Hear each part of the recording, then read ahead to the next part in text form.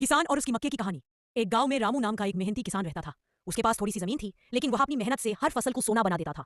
एक दिन उसने तय किया कि इस बार वह अपनी खेत में मक्के बोएगा, क्योंकि उस साल गांव में सबको अच्छी मक्के की उम्मीद थी।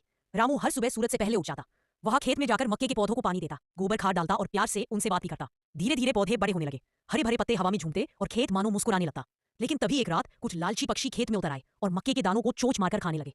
सुबह जब रामू खेत पहुंचा तो वह दुखी हो गया। वह सोचने लगा, अगर ये यूं ही खाते रहे तो मेरी फसल कैसे बचेगी। उसने जंगल से सूखे डंडे और पुरानी कपड़े लाकर एक बड़ा सा डरपोक कौवा भगाने वाला पुतला बनाया। उसने उसकी टोपी भी पहनाई। अब वह खेत में खड़ा मुस्कुरा रहा था, जैसे कह रहा हो, अब ज्यादा नहीं शरारत।